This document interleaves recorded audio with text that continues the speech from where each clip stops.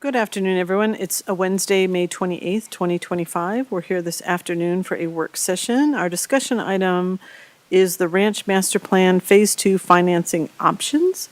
I'm Kristen Stevens, Chair of the Board of County Commissioners. With me is my fellow Commissioner, John Kafalis. On the phone, we have Commissioner Jody Shattuck McNally. We also have our County Manager, Lorinda Volker.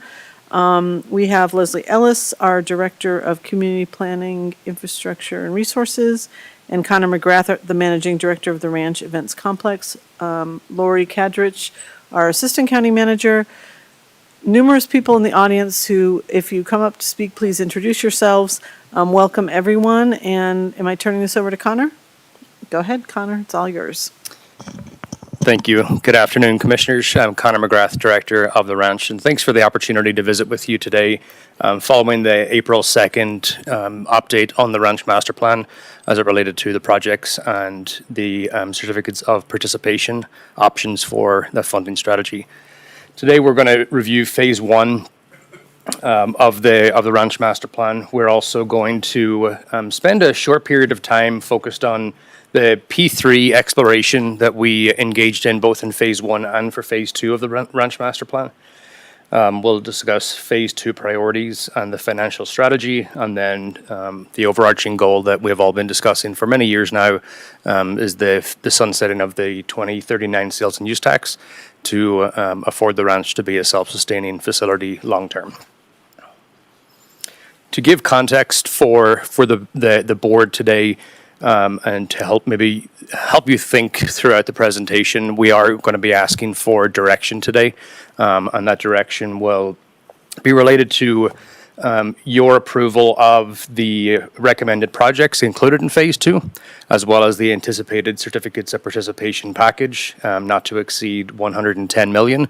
And you'll notice we have broken out the hotel and convention center from this point forward and are placing that into a status of Phase 2B. And that is for numerous reasons, but one of the main reasons being that we would not fund the hotel and the convention center through the issuance of certificates of participation. A recap for the board and any public listening today, we engaged back in 2017 to renew the sales and use tax of 1.15% across Larimer County. Those funds started cash flowing in 2019, and we have been engaging in the public sphere for quite some time to ensure that the projects that we're advancing, that they align with the public need and the public desire of the campus. In Phase 1, you'll notice we focused a lot on infrastructure improvements and community development improvements. And Phase 2, with that stage set already to support the community and the infrastructure there to support large events, we're doubling down and focusing on that commercial growth that also plays tribute to commercial or to community events at the campus.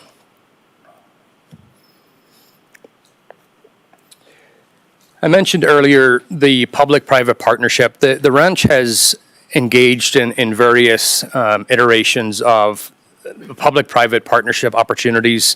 Once back in 2021 with an RFP for a hotel partner, and then more recently in 23 and 24, we issued a request for proposal for a new arena, youth hockey facility, and optional mixed use. We did receive 2 responses back from that RFP, one on the developer side, one on the operator side. And we've had this conversation with the board and in public many times. The core fundamentals of the public-private partnership weren't present. There was no sharing of risk, of guaranteed revenue sources, of long-term sustainability. The project looked great on paper, and unfortunately we just couldn't come to a mutual agreement that it was going to be the best option for Larimer County residents long-term. Instead, today and in the last April 2nd presentation, we've taken an approach of looking at how can we leverage the dedicated sales and use tax funding instead of relying on a pay-as-you-go only model, which we presented to the board in April, where over time we may be able to do certain projects, but not at the speed that we believe that the voters in 2017 were requiring and asking us to do. So we're presenting to the board today and back in April the approach to advance phase 2 using certificates of participation, allowing a phased investment. Ownership would retain with Larimer County and the ranch, and that COP packet would also be timed to expire with the sunsetting of the sales and use tax, so December 31st, 2039. I apologize that our text gets a little smaller on some of these next slides. We've got a lot to say. I want to point out the headings here are very intentional of recent community engagement and notable community engagement highlights. This is not a comprehensive picture of everything we're doing in the community. You may remember more recently we issued a Corona Insights survey.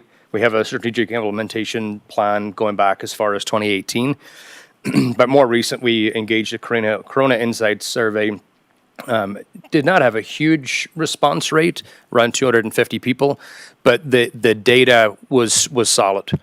We're seeing the 2024 Imagine the Future of the Ranch Events Complex is getting more traction today than the Corona Insights got over the course of its tenure. We're also seeing youth programs, flexible spaces, cultural access to and affordable programming as being some of the key areas that people who are responding to the current survey and the Corona Insights survey would like to see at the ranch. Under the notable community engagement highlights, you'll see that we have engaged over 10,000 residents as part of phase 1 and phase 2. We've also engaged in 5 public campaigns, and we're looking at 9 community events thus far for phase 2. And we're seeing, for the board's information, we're seeing really positive feedback overall from the community events that we're going to. And that's across the board, from grassroots community events to more civic focus groups. We're getting really good constructive feedback. People are seeing that phase 2 could be a great opportunity for the ranch to reimagine itself, and it's been very positive so far. Stop you for a second, Connor. Commissioner Cavallis has a question. Thank you, Madam Chair, and welcome everyone. How does one access the survey? Apparently, it's currently live, and one reason I asked that, Connor, is because I will be up in Wellington this evening speaking to the Chamber of Commerce, and one of the things they've asked me is to provide an update on the ranch master plan. So how can I share with them, here's where you can provide some input to us through this survey? Yeah, thank you, Commissioner. You can find the survey on all of our social links, but I will provide you with an email with a direct link to the survey. It's on our website under the Ranch Master Plan site, but also it's in our newsletters, and it periodically goes out in all of our social channels. And I recently did look at the new and improved website, and I wish to offer positive comments. I thought it was really nice the way we've rebranded and kind of set up all the categories and all the information. Yeah, thank you for that feedback. Commissioner Shattuck McNally, any questions?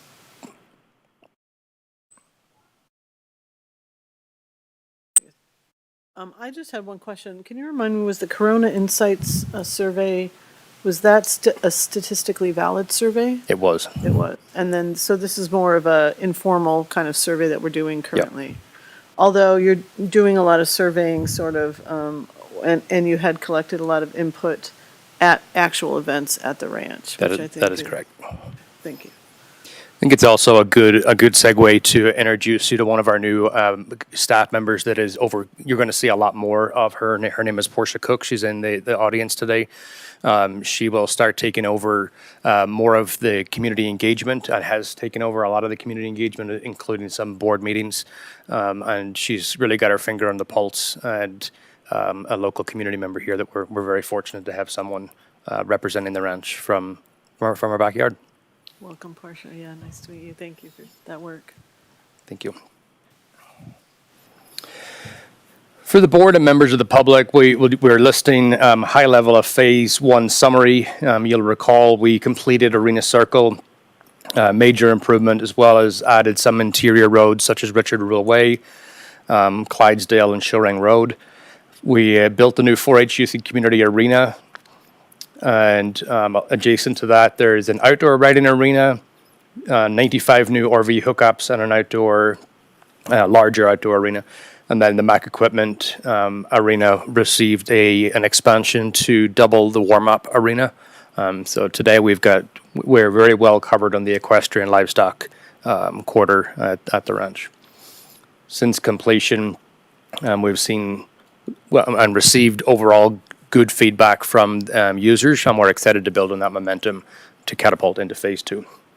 Yeah, and I really want to say, talking about phase 1, really, that is really community-driven and for the community, and really highlights the commitment that we have to 4-H and other community groups. And so really doing that work first before we embark on some of this work that may feel more commercial to folks, I think is a really, really important, to highlight that. So thank you for having the plan, play out that way, and for really, doubling down on your commitment to these community groups that are so vital to who we are. So appreciate that. Absolutely. And Commissioner, one natural evolution that has come out of having commercial and community in close proximity, we're seeing, especially on the equestrian side, we're seeing a lot of commercial events that are asking if they can welcome in the youth that are using, for example, the 4-H Youth and Community Arena. So those 4-H youth are getting exposure to much higher caliber animals and trainers, riders, etc., which they wouldn't have had that exposure in the past. So small wins here and there, and we're pretty excited to see that happen. Well, and also the commercial has the ability to help pay for, some of these community events and community centers that, don't have, there's nothing, beyond the tax that would be able to pay for them. So that, it's sort of doubling the commitment, right? Is that into the future, these events will help us be sustainable, and that includes being able to provide these community spaces for many years to come. Thank you. So phase 2. Phase 2, we are looking to include projects that would be funded via COPs, which later we'll seek that direction. But also we have projects that will be paid for on a pay-as-you-go model. So through the current reserve sales and use tax revenue fund that we have, and or those funds that will continue to come in that exceed a debt payment if we are to issue COPs. Those projects include expanding parking lots, continue to improve on Arena Circle, and County Road 5 will be expanding both of those areas on a pay-as-you-go model. The detention pond, while it's not the most exciting topic to present to the board and public, it's necessary. We're going to be shedding a lot of water, and we're really committing to making sure that we have a very functional site. When we're starting to get into the region of having tens of thousands of people potentially on the campus at one time, we really want to make sure that we have the utility for that. The Great Lawn expansion, as well as an amphitheater addition, the event plaza enhancements. The event plaza, for reference, is the picture in your slide in the middle on the right-hand side between the current Blue Arena and Peterson Toyota Center. The archery range, shooting range, which is a 4-H sanctioned archery range that would go to the northwest of the current 4-H Youth and Community Arena. The youth sports and hockey complex, Blue Arena expansion, and then as part of phase 2B, as mentioned earlier, the hotel and convention center. Is the archery range an outdoor range? It is. Okay. Yeah, it would be an outdoor range covered for spectators and those that are shooting. I think we'll keep moving then. Parking lot, our parking lot E, County Road 5, I mentioned earlier, the lion's share of that project is adding 450 new parking spots also over by the 4-H Youth and Community Arena, so adjacent to parking lot E, the current parking lot E. And County Road 5, we'll be widening that between the old main entrances into the campus, what we refer to today as the service road. That is a requirement as part of the PUD that we have with the City of Loveland. And you may recall we widened the southern and northernmost ends as part of phase 1. Now we're coming into the center on the west side and expanding County Road 5. That, again, those will be pay-as-you-go projects completed by 2026 at the latest.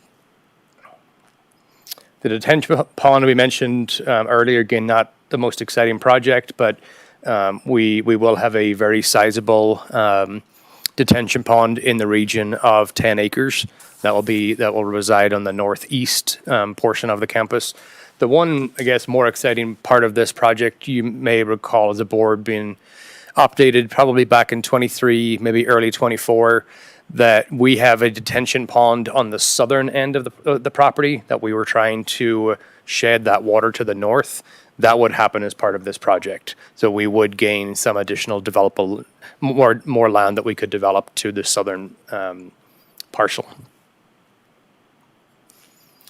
The Great Lawn expansion with the outdoor amphitheater, and I should mention, these are all projects that we are referring to as projects we would recommend that would go in phase 2. The Great Lawn would be reimagined to have an amphitheater of up to 6,000 seat or 6,000 capacity. You may recall in the last presentation, commissioners, that we were recommending 10,000 capacity. The feasibility reports that came back from Convention Sports and Leisure did not support 10,000 people. It supported a smaller 6,000 with 2,500 fixed, and doubling down on some of the premium experiences. So VIP pits, maybe some lounge boxes or suites that are built into the outdoor amphitheater. So we're going small to not compete with markets that are already established, such as Fiddler's Green or Ford Amphitheater in Colorado Springs. And of course, no one competes with Red Rocks. The event plaza enhancements, this is a project that I'm excited about potentially bringing to the community. It really ties together the infrastructure that I see as core to the campus when you're coming in through the old Fairgrounds Gate 2 between Blue Arena and Peterson Toyota Center, having the opportunity to build an event plaza where we can, the lighter green color on your screen, for reference in that photograph, that is about 2.5 times the size of the foundry that has a water feature at the end. That is spec'd whereby we would have a community stage. So if it's an opportunity again for commercial to meet community, where if we have an artist potentially in Blue Arena, you could have a community stage act that is playing on the community stage before and getting that exposure to X number of thousands of people entering the facility. Or imagine coming to the fair, there being a community stage right as you're now bringing the energy of the event out of the bowl, still keeping the energy in the bowl, but expanding that out towards the parking lots where you're immersed in the event as soon as you drive on the campus and get into the parking lots. So we're very excited about this project, and it would provide year-round use. We are looking at, from a sustainability standpoint, looking at taking, as you all know, ice plants create a lot of heat. So taking that heat and piping it into this area, so that it would not become a snow removal area. That we would just keep it at temperature year round or during the snow months. I've said it before, but I love this idea. I was just at a hockey game where they won, and like the energy, you want to capture that energy as it comes out. People want to hang around and talk, and right. I mean, they kind of don't want it to end, right? That sort of magic that's been created in that event center. So, and it looks so much better than just having parking there. So I think this is really smart, and I think that it does sort of lend to the campus feel. I think about sporting events that I've left, like in a city where there's bands playing and there's, food trucks and there's people milling. I mean, why not capitalize on that energy and that, maybe you didn't get your hot dog when before you left, and now you can get something else, maybe a euro or I don't know what. But I not to John Kafalas, but I do think that this is really great, and I think it looks really nice, and I think it sort of adds to that. Yeah, I mean, it adds that special element that I think is really necessary and that I think people want. So I like it. Thank you. I think also, just to add to that, Commissioner, if you think about the future campus, not today's campus, where you referred to being at a hockey game recently and you come out and we probably had a container bar set out in the ADA parking area, but eventually you go home. Where the goal with the fully built out campus would be that it's a hub, right? Where if people are coming from out of town, they're staying at the hotel. They may be there for a multi-day convention, staying at a hotel, and after hours of the convention, they go to a comedy show or they go to a game. And we want to continue that atmosphere where it's not you come, you park, you go into the event, you have fun in a building that the energy never leaves, and then it's over, and then you're back in your car. So I echo your statement. Yeah, that feels kind of sterile. It's Yeah. kind of like, there again. I think that capitalizing on that is really important. And then this just looks really nice. It does. I mean, it's nice to come out and not just see parking. Yeah. Yeah. It's also from a public safety standpoint. Go ahead, Commissioner Shattuck McNally. I'm sorry to interrupt. I'm watching online, but I really like this concept as well. I think it makes it a campus feel and makes it not as such a infrastructure versus event space and kind of blends it all together. I'm curious, when you mention about the convention center and other activities that are happening, we do have sometimes multiple, I think I've been on campus a handful of times where we have multiple events happening.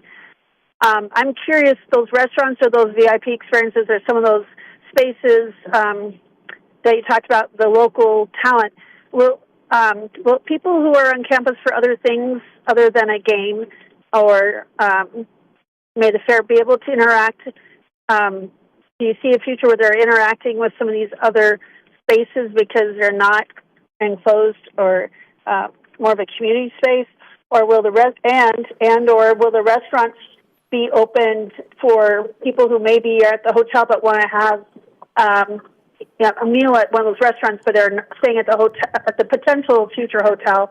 Are you seeing this kind of, as you mentioned, a hub idea? Is this going to be where people can maybe staying for one reason, but have find a new reason to experience the campus in a new way when they arrive?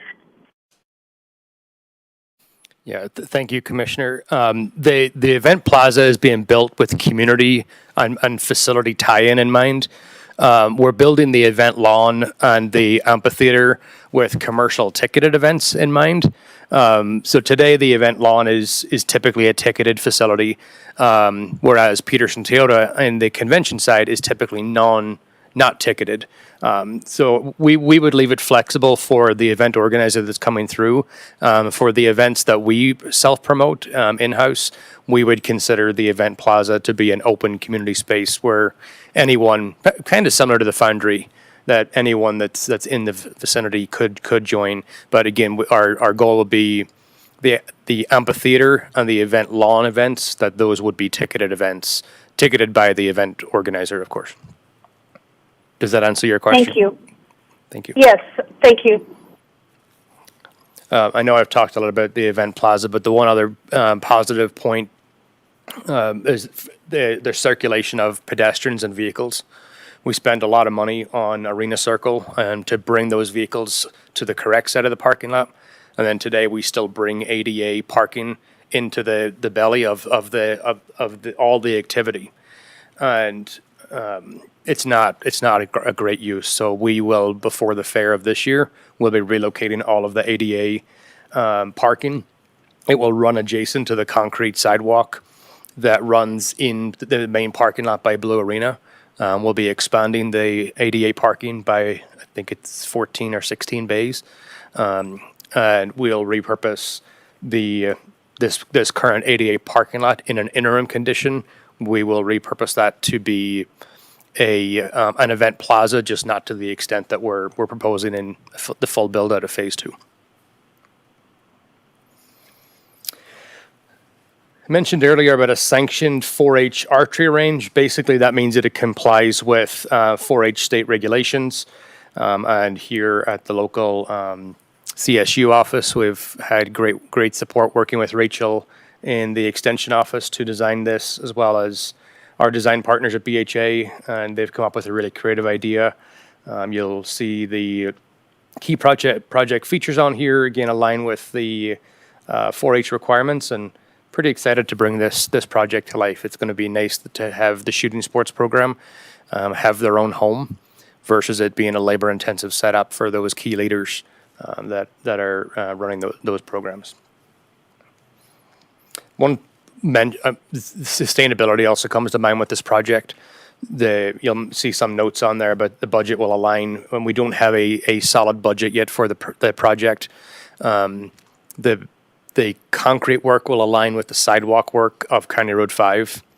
The dirt work will align with the parking lot EY expansion. The lighting will align with the event lawn, so that we're able to repurpose resources that are still in good condition, but may not be brand new. So we're pretty excited. Our goal would be that we would start the 2026 season with the range up and going. Youth hockey and sports complex. I know we've discussed this in the public quite a bit. Design work ideally starting yet this year in 2025. I also like the term sustainability for this project, whereby we're repurposing a building that for all intents and purposes is just a little over 15 years old, considering it was rebuilt back in 2009. And I'm glad that we're going down the route of looking at the facilities we already have, looking at how we can repurpose them, because we know that today that facility no longer works for us based on the size of conventions that are looking to come into our market.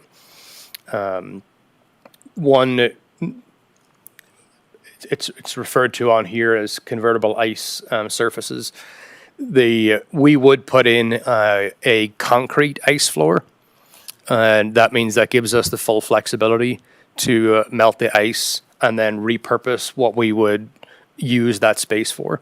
So if approached, we could pretty much do any indoor sport that requires a solid or a hard surface floor.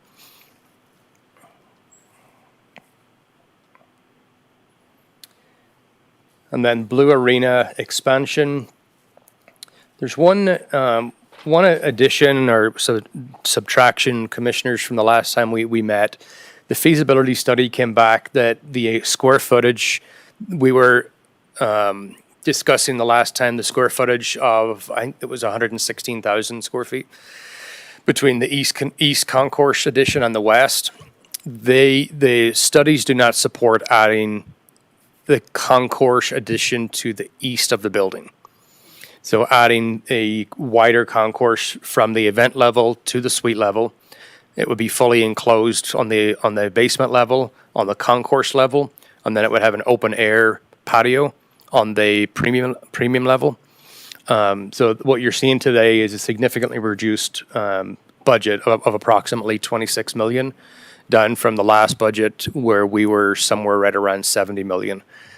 So that should also help bolster the additional projects that we would like to do in Blue Arena, including adding additional suites along the north of the building, so above Voodoo Ranger Lounge, repurposing the kitchen on the premium level and putting that in the basement. And we are pretty excited to our summer project for Blue Arena this year is a revamped restaurant. So we're giving the restaurant a facelift for the first time in 23 years, and we're excited how the plans are turning out. And then with Phase 2B, I don't want to take this off the table. I want to keep it fresh in everyone's mind. It's still a really important project for the campus as a whole. We are working with the quasi-government entity that is based in Denver to look at different funding options. It would not be COP funded, so we're looking through different options to see if those are sound in order for us to then bring those back to the board. But we don't want to slow down the projects that could be funded on a pay-as-you-go model and through the COP issuance. So still a very important project, and we're navigating with the quasi-governmental agency that's based in Denver. The feasibility study that I'm pretty happy to say came back that the allotted rooms should be around 225. And that project showed significant positive net revenue starting in year two, which was also the first year of stabilization. There's some notes here I'm providing for. I'm not going to get into every line item, but for the public and the board to understand some of the economic impact and other aspects that drove the feasibility study from CSL that would then make us recommend at a later date a hotel and convention center if it's financially feasible on the capital repayment side. We know the projects are feasible, but we may not be able to afford to bring those projects to the community, and that's the phase we're still in with the hotel and the convention center. Can I ask a question? Of course, yes. So Connor, we're talking about repurposing where we typically hold convention activities now, Peterson Toyota. And so that will have lost revenue from lack of the convention space. I imagine gained revenue from the ice sheets. How does that offset with maybe potentially delaying a convention center hotel? I think that's a question that strikes me as we go through this presentation. I know we're counting on revenue streams in addition to the sales tax. Yeah, thank you, Lorinda. That's a good question. We're still trying to explore that of what that means. I can share that the new net revenue for youth and the AMP, we combined those for logical reasons. It was about $1 million a year. That was starting in year one. And we programmed the youth sheets of ice in a very, very conservative manner. So I believe we programmed them no more than 40 hours per week, per sheet. And we know that we're seeing sheets in Northern Colorado programmed from 6 a.m. to midnight. So we know we're being conservative. And we're still trying to really get to the heart of the question that you're asking. It's somewhat as a chicken and an egg scenario of which project do we move forward with first? And does going one direction hurt us overall versus going another direction? One of my biggest concerns is that Northern Colorado doesn't have enough youth ice early enough. And we know some of the facilities in Northern Colorado are not in great condition. Their facilities are not in great condition. So it's still playing as a push and pull in terms of which project we prioritize, and then what does that mean long term and short term.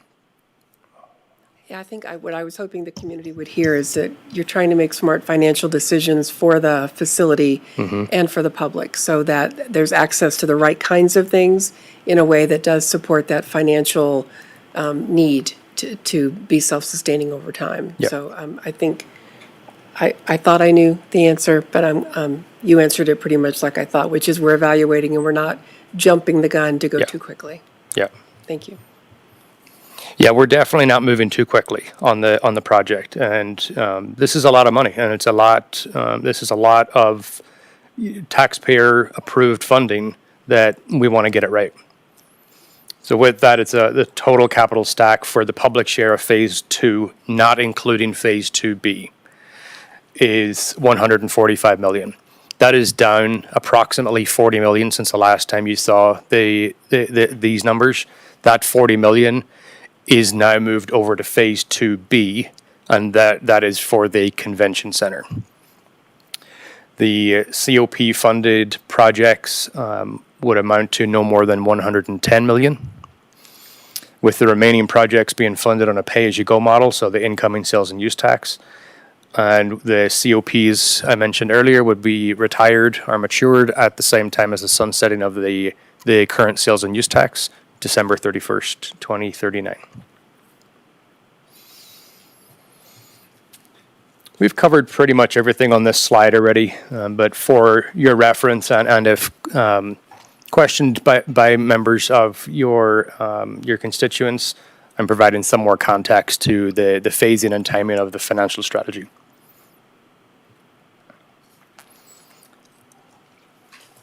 Return on investment and break even based on the dates of us being able to bring the projects to market somewhere between 2028, and obviously all the facilities would not come online at the same time, but through the phased approach that they start coming online in 2028 through 2030.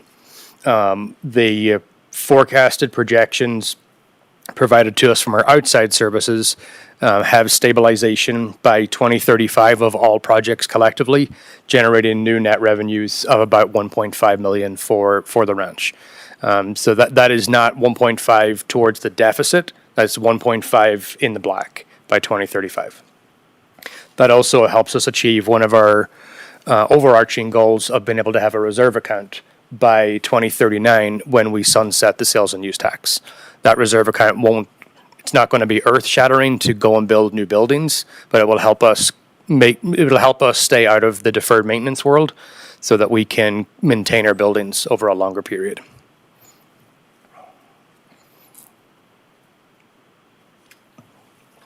I shared a packet with you and your colleagues after the last April 2nd meeting.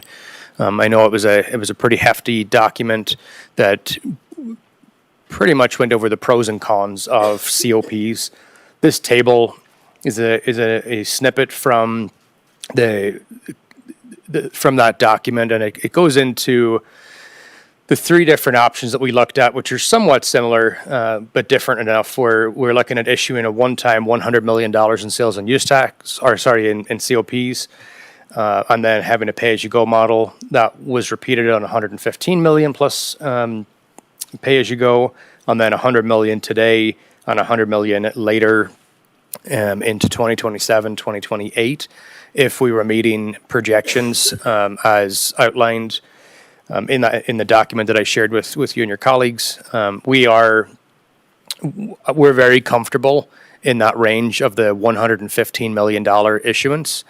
The $110 million issuance, that ensures that we still have a nice buffer as we have a deficit, and we're slowly closing that deficit. You'll recall we discussed the ranch brings in about $14.5 million a year in sales and use tax. We run anywhere between a $3 to $4 million deficit that we need to cover with the sales and use tax on the operations and maintenance side of the budget. So the issuance of 110 million still keeps us with that about $4.5 million buffer, so that we, if we did run a larger deficit for whichever given reason, we would have a reserve there for that.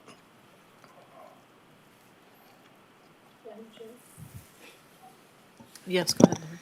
Thank you. I just want to clarify for the public that when we're talking about issuing certificates of participation, there has to be a facility that is held for that issuance, and that all of those things would be assets owned by the ranch. So it would not impact the general county budget or the county's ability to go into debt for other kinds of projects. Thank you. I think that's an important distinction to be made. Yeah, thank you for clarifying that.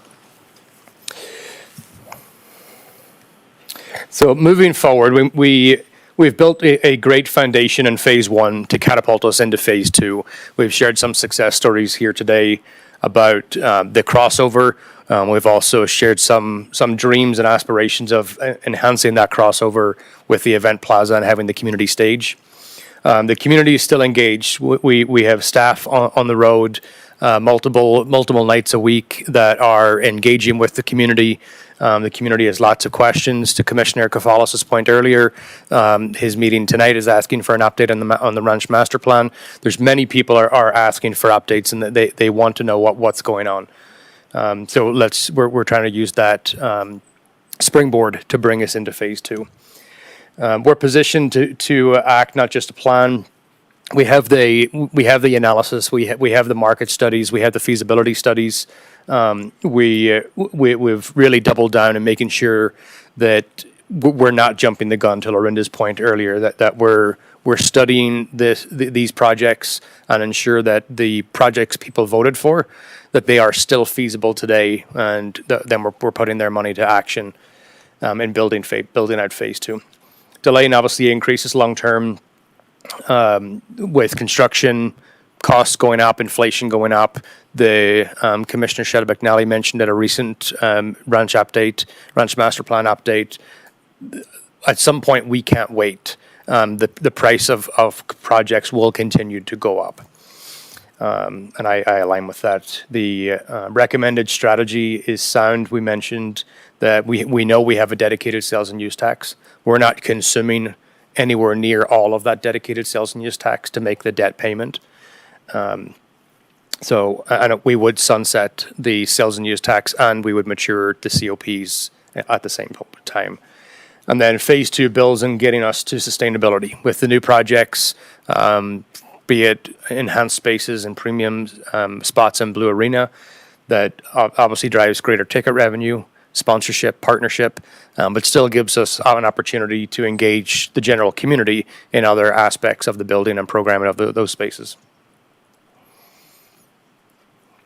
This is more so for reference later.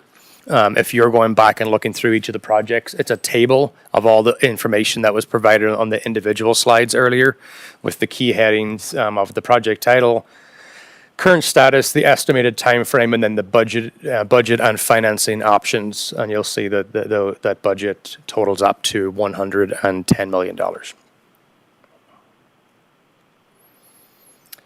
Project sequencing and COP recommendations. So today, commissioners, we're recommending that we would move forward with the following projects that will be funded through the issuance of COPs, up to and not to exceed $110 million. Those projects would be the event lawn, the event plaza, and the amphitheater.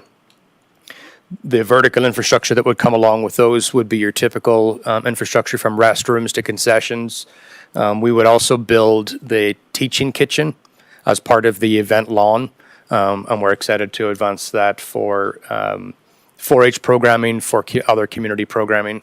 The youth sports training facility and Blue Arena renovations, and then various site improvements that we mentioned earlier, from maybe stormwater detention to sidewalks to the infrastructure that we need that is non-programmable infrastructure, unlike the event lawn, which is a programmable infrastructure. So the non-programmable infrastructure would be included in site improvements. So we recommend to use the COPs to fund those, again, not to exceed $110 million. And there's a note in here too for the public, that phase 2B, we want to continue to talk about the hotel convention space, but it is not included as part of this package.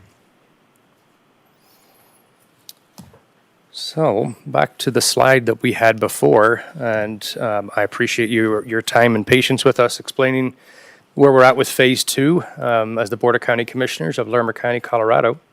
Do you support and recommend the projects that we included today to be incorporated into phase 2 of the Ranch Master Plan?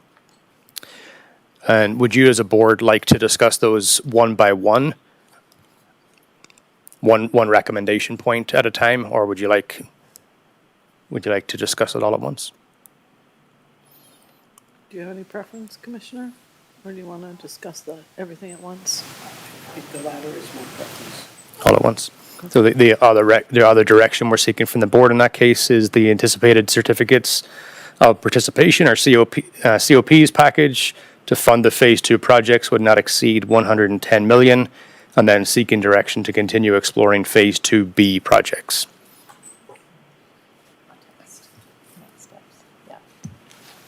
Madam Chair, I have a question.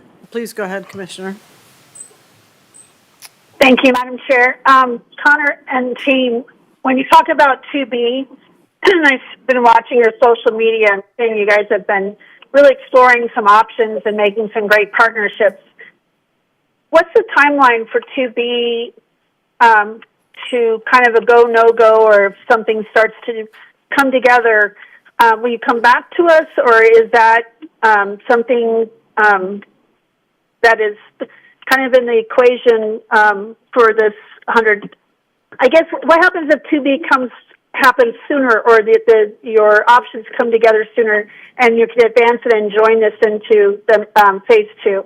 What is that kind of part of this proposal, and what would that look like?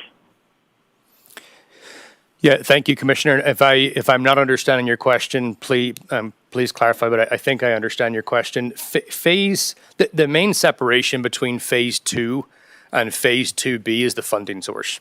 So the projects could happen at the same time if we find that they are feasible on the capital investment that we would need to make. Today, what I cannot in good faith provide to the board is a recommendation on a hotel convention center that's going to cost $250 million. And that's somewhat where we're sitting, with the lion's share of the expense being on the convention center of about $161 million.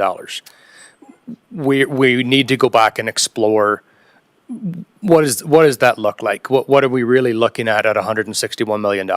So but we still want to honor the vote of the people from 2017 and move forward with the projects that we can move forward with now, that we have in a better financial position. So the separation of phase 2 and phase 2B, Commissioner, is mainly driven by the funding source.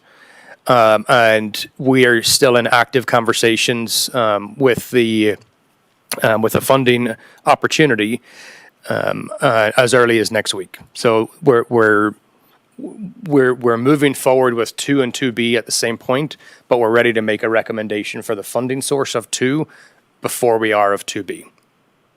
Does that answer your question, Commissioner?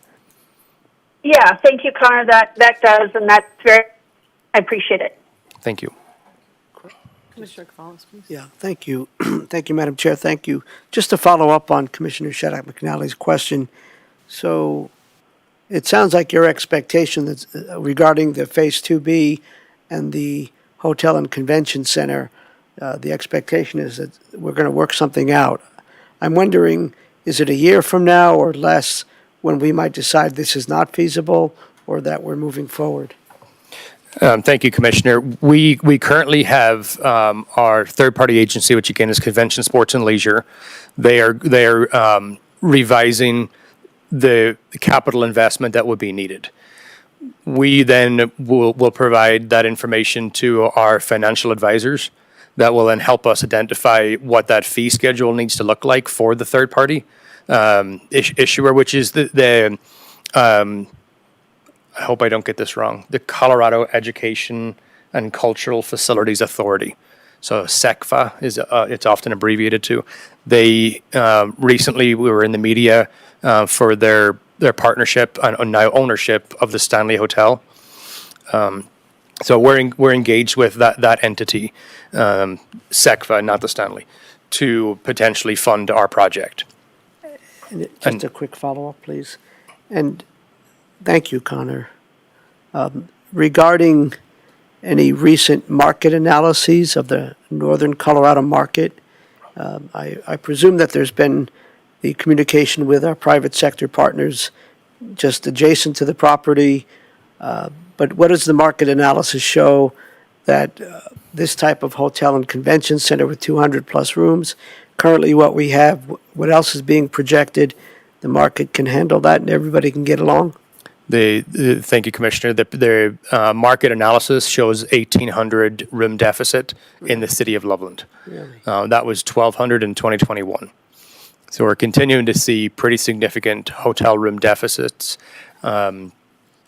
Our partners with the embassy, their operating group is the Atrium Hospitality Group.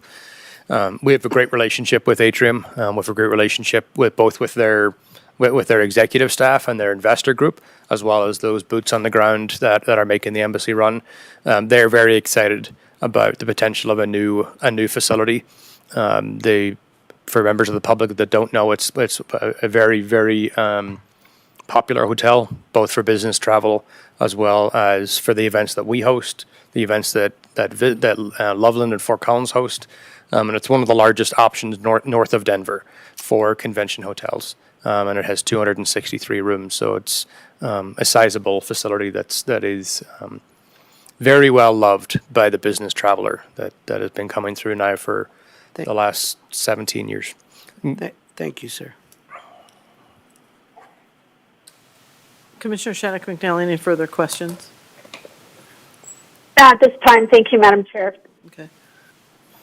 So one of the questions I had, so there was the $40 million sort of, I don't know, I don't want to call it savings, I don't know what the right term is, from some of the projects that weren't going to be built out in the same way that maybe we originally thought. That doesn't change the sort of return on investment, or it doesn't change any of the numbers to maybe not expand the lawn in the way that we had thought and stuff like that. Those numbers still are fairly set of what we can, and the kind of acts we can attract and the kind of program that we can do in that space, it doesn't really affect that very much. Is that right? Thank you, Commissioner. Are you referring to the 10,000 capacity going down to 6 in the amphitheater? That's right. It's an interesting concept because it's hard to find an event lawn that is connected to an amphitheater. So that was one of the main drivers to decrease the investment in the amphitheater, was that we could include larger acts and festivals by activating the event lawn with the amphitheater. So it does not detract from the type of what we consider to be a class act, ABC, whatever they're ranked. It would not detract from that. And then, can you remind me with the changes to the arena, you said that, can you just explain that just briefly? Absolutely. We, if proposed, or if approved, we would look to expand the west concourse from the basement level. So fully enclosed in the basement, fully enclosed in the concourse area. We would include more centralized restrooms and concessions inside. And then on the premium level, we would have, which you all saw at some point when we were discussing the premium elevated lounge, there would be a indoor-outdoor bar area on the premium level, but most of that space would be a wraparound lounge, so open-air lounge. We would take the current kitchen, relocate that into the basement, and take the kitchen and the restaurant space, turn that into one large premium event space. That would also serve as the access point for people that have an eastern suite, and we would consume the current concourse for loge boxes and additional ADA seating. And then we would complete the premium level, so north of Suite 201, where it currently ends, and there's a restroom. We would continue that concourse around and have additional loge boxes or suites for that elevated premium experience that doesn't exist today. That level has a horseshoe concourse versus a 360-degree concourse. And, I mean, how does that work? Do you envision more center stages that are kind of in the middle, or because there's sometimes that if you have boxes on that side and the stage is right there, there's not really. Yeah, that's our end stage. You'll notice on the eastern concourse, for any sports people, you'll notice that we consume the entire southeastern portion of the premium concourse for visiting team radio, for scouts, etc. We're going to take all of those spaces and activate them as public spaces, and then reestablish where we're going to put the supportive services. Today, our supportive services, again, north of Suite 201, so the northeastern most suite, for sports games, you'll notice that the scouts are all lined up in that area. That consumes a lot of prime real estate for us. And then again, that the southern side of the eastern concourse, we have minimally 4 suites that are consumed by support services, plus 2 rows of seats below there. So by building out other spaces for them, we'll be able to recapture some more public space, and then therefore more sellable tickets. The lounge would be designed in a way where it would be sold as an experience. So it would still be a premium experience, but the entry point, since it would technically be a standing room only ticket, would be a lower price point, but still at a premium level. Thank you for explaining that. I have a better visual now of what that looks like. Go ahead, Commissioner Cavallis. Thank you. Connor, from my notes regarding the slide Phase 2 estimated budget, total capital cost $145 million, that first box on the left, public share of Phase 2. I wrote down that that was reduced by $40 million, and that would be moved over to Phase B. Did I capture that correctly? And if so, please clarify, explain further what that means. Yeah, thank you, Commissioner. When we presented to you and your colleagues in April, we presented a total public share of Phase 2 to be $185 million. And now by moving the convention center into Phase 2B, and therefore a different funding mechanism versus COPs, we have moved that $40 million over to Phase 2B. Great. Thank you. Thanks, Madam Chair. So I'm not sure if we feel like we've given you enough direction. I mean, I certainly support the recommended projects as discussed today, and then feel like we should, move forward with the COPs not to exceed 110 million, and then continue to explore the hotel options or the convention options in Phase 2B. I don't know. Commissioner, do you want to? Yeah, I would concur with regard to the direction you're seeking, the 3 items that are listed. I'm supportive of that as well. I suppose maybe when would we need to make any formal decisions? Does that come at the end of the 4th quarter of this year, or when does this direction? Does this go for some kind of formal decision to issue COPs, for example? On administrative matters meeting, what happens next? Thank you, Commissioner. There is a formal process. I'm not going to speak outside of my sandbox because I don't know every step of the formal process, but we would be coming back for a formal approval at I believe, an admin matters meeting. In terms of next steps from here, if we receive that direction, we would then go to work to make sure that we are fine-tuning our plans and our budgets. And then we would bring that back for approval, and then we would double down on the COP issuance, and we'd bring others in at that point. But yes, the quick answer, there is a more formal process of approving the COPs. Thank you, sir. So Connor, just to be clear, when you say you'd fine tune the numbers and bring them back to a work session or to admin matters? To a work session. One more work session to say this is really it. Yep. And then we go forward to admin matters where you will be asked to take action. Yep. Okay. Thank you. Commissioner Shattuck McNally, did you want to weigh in on this? Yes, thank you, Madam Chair. And thank you, Luanda, for your question and clarification. I was going to ask that exact same question. I want to thank Connor and Leslie and Lori and the team who worked on this. I know you guys have crunched these numbers and got lots of stakeholder input. You have explored innovation and innovative ideas to kind of make sure we are stretching and utilizing every taxpayer dollar in the best way possible to provide what the community wanted when they voted for this tax. And I really want to thank you for the thoroughness of this. And I know we have been through some challenging times with changes in the economy and pandemic and rising inflation, which has given us an opportunity to really make sure we have these numbers right in the right direction. I do support the projects and the division of 2 and 2B. I appreciate the outreach for partnerships. That's really exciting to hear. And I do support the CFP idea for that amount no higher than 110 million. And I look forward to moving on these projects to show the public. We already did really great work on the phase 1, and I think it's increased experience and improved safety for the ranch.